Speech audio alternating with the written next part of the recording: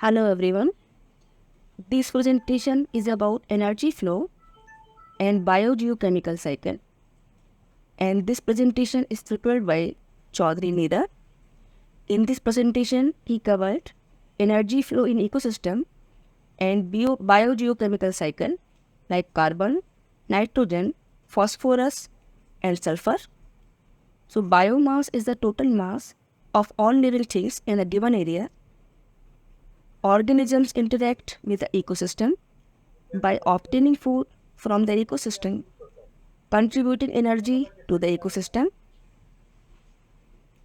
Plants are called producers because they make carbohydrate during photosynthesis.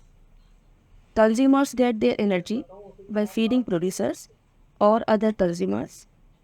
Decomposers break down waste and dead organisms through the process of biodegradation.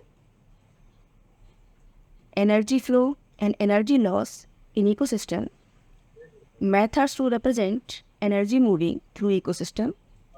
Food chain show the flow of energy in an ecosystem, and food web represents interconnected food chains.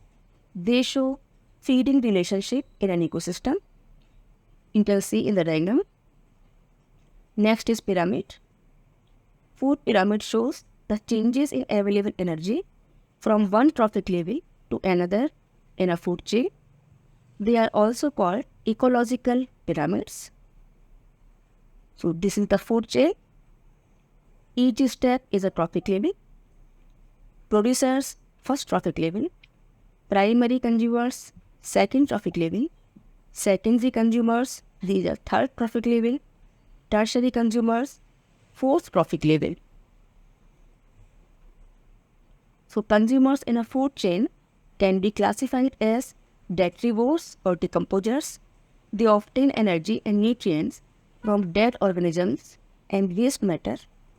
They have their own separate food chain and they feed on every trophic level, small insects, earthworms, bacteria and fungi. Herbivores, these are primary consumers. They eat plants only. Example, horse eating here. So next is carnivores. These are secondary or tertiary consumers. Secondary consumers eat non-producers, it means herbivores. Frog eating a grasshopper. Tertiary consumers eat secondary consumers.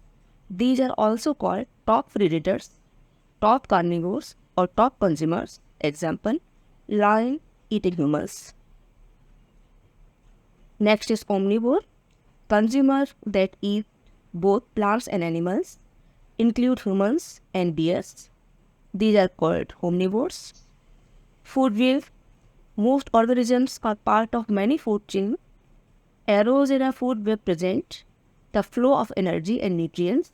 You can see in the diagram. Following the arrows leads to the top carnivores. Food pyramid. Energy enters at the first trophic level where there is a large amount of biomass and therefore a lot of energy. So this is food pyramid. It takes large quantities of organisms in one trophic level to meet the energy needs of the next trophic level. 80 to 90% of energy taken in by consumers is used in chemical reactions in the body or is lost as heat energy. The amount of life an ecosystem can sustain is based on the bottom level of the ecological pyramid, where producers capture energy from the sun. Lower trophic levels have much larger population than upper levels. This shows the importance of maintaining large biodiverse populations at the lowest levels of the food pyramid. Next topic is global biogeochemical cycle. Carbon, nitrogen, phosphorus and sulfur. You can see a diagram in front of you.